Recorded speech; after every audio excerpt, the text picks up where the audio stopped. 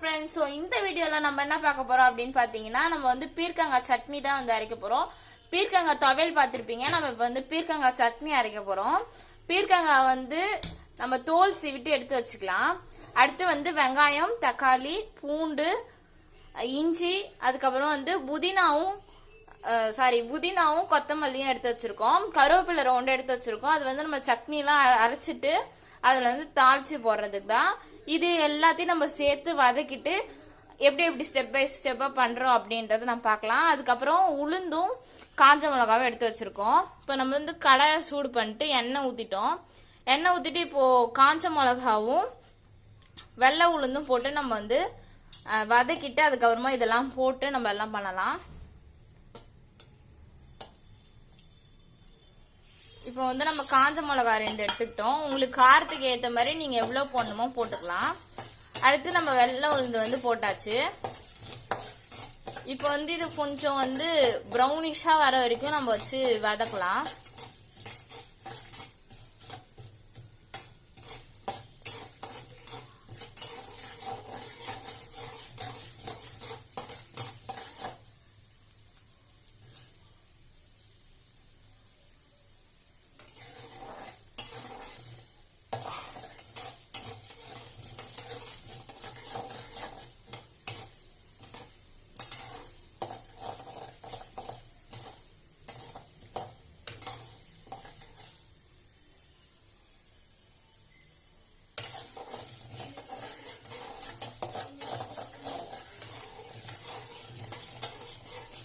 So இப்போ வந்து நல்லா ப்ரௌனிஷா வந்து வாசனை வந்துருச்சு. இப்போ வந்து நம்ம இஞ்சி வந்து போட்டுக்கலாம்.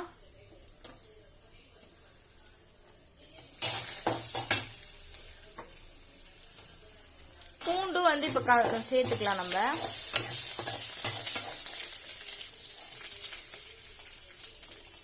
இஞ்சி பூண்டுலாம் வந்து நம்ம சில பேர் சாப்பிட மாட்டாங்க. அதை இந்த மாதிரி நம்ம செஞ்சு கொடுத்தா சில பேர் சாப்பிடுவாங்க. அதே மாதிரி எங்க வீட்டுல வந்து இஞ்சி பூண்டு சட்னியும் செய்வாங்க. அதை வந்து நான் இன்னொரு வீடியோல வந்து அப்லோட் பண்றேன். இப்போ வந்து நம்ம வெங்காயமும் சேர்த்துக்கலாம்.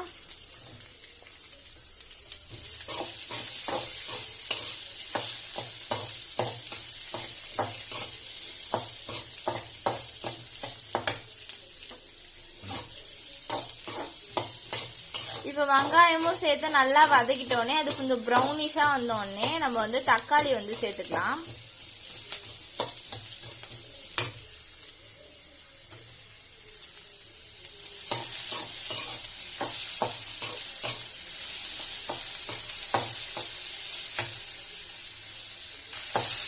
இப்போ வந்து நம்ம வந்து ரொண்டு சால்ட் உப்பு வந்து சேர்த்துக்கலாம்.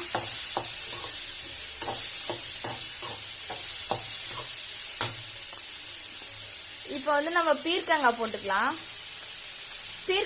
பீர்க்கங்காய் வந்து நம்ம நல்லா தோல் சீவிட்டு போட்டா சத்து வந்து நம்மளுக்கு கிடைக்காது. கொஞ்சம் லைட்டா சீவிட்டு போட்டா நம்மளுக்கு நல்லா வந்து சத்து கிடைக்கும்.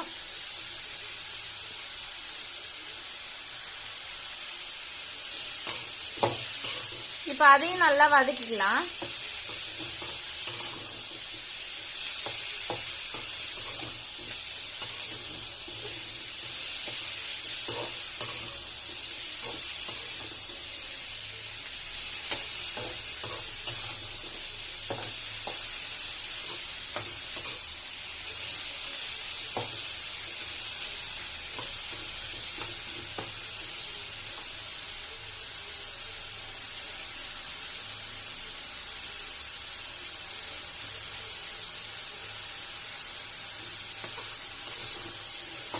இப்போ வந்து அதை நல்லா வதக்கி விட்டுறலாம்.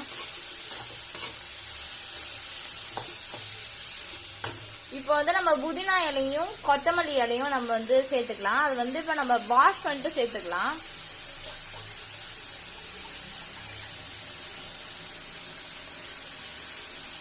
இந்த புதினா இலையும் கொத்தமல்லி இலையும் சேர்க்கும் போது நம்மளுக்கு வந்து கொஞ்சம் டேஸ்ட் வந்து ரொம்ப கிடைக்கும்.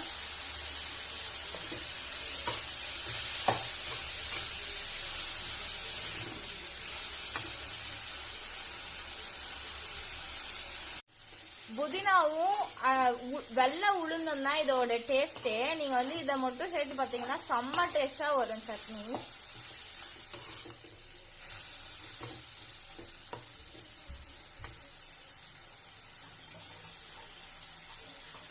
இப்போ வந்து நம்ம இதை அரைக்கும் போது பார்க்கலாம். எதுவா இருந்தாலும் நம்ம வந்து கொஞ்சம் ஆற வச்சு அரைச்சா நம்மளுக்கு வந்து நல்லா டேஸ்ட் கொடுக்கும். நம்ம அப்படியே சுட சுட போட்டு அரைச்சா நம்மளுக்கு டேஸ்டே கிடைக்காது. இப்போ வந்து இது நல்லா ஆற விட்டுறலாம். இப்போ வந்து நல்லா ஆறிடுச்சு. நம்ம வந்து இதை மிக்சியில போட்டு நம்ம வந்து இதை நல்லா சாஃப்டா அரைச்சி எடுத்துக்கலாம்.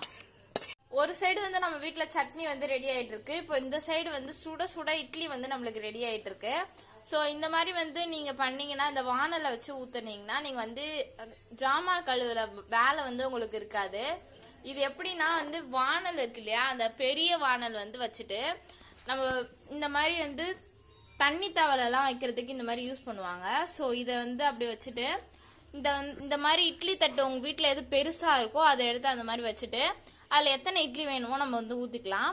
அது வந்து நம்ம பாத்திரம் கழுவுறதுக்கு கொஞ்சம் ஈஸியாக இருக்கும். நம்ம 2 வாட்டி ஊற்றுறதுனாலும் ஊற்றிக்கலாம். இந்த மாதிரி ட்ரை பண்ணி பாருங்க. இப்போ வந்து சட்னி ரெடி ஆயிடுச்சு. நம்ம போய் சட்னிக்கு தாளிச்சு போடலாம். இப்போ வந்து நம்ம எண்ணெய் வந்து ஊற்றியாச்சு. இதில் வந்து நம்ம கடுகு போடலாம். இது வந்து கொஞ்சம் காஞ்சி வந்தாதான் நம்ம வந்து கடுகு போடணும். அதுக்கு முன்னாடி போட்டால் கொஞ்சம் ஒழுங்கா பொரியாது அப்படின்னு சொல்லுவாங்க.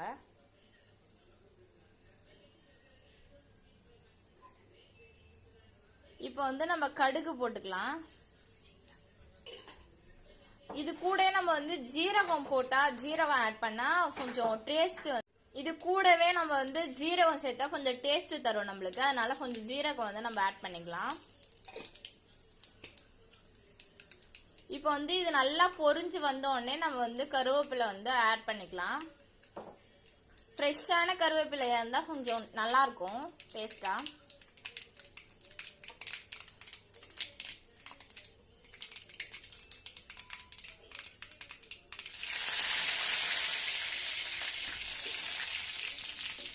இப்போ வந்து கருவேப்பிலை வந்து நம்ம போட்டாச்சு. இப்போ வந்து நம்ம சட்னியை வந்து அதில் ஆட் பண்ணிக்கலாம். சில பேர் வந்து சட்னியை வேற இதில் மாற்றிட்டு அதை அப்படியே போடுவாங்க தாளிச்சு. அப்படி போட்டாலும் நல்லா தான் இருக்கும். நம்ம வந்து இப்படி பண்ணால் கொஞ்சம் டேஸ்ட் நல்லா கிடைக்கும். இப்போ இதில் வந்து இதை போட்டுடலாம்.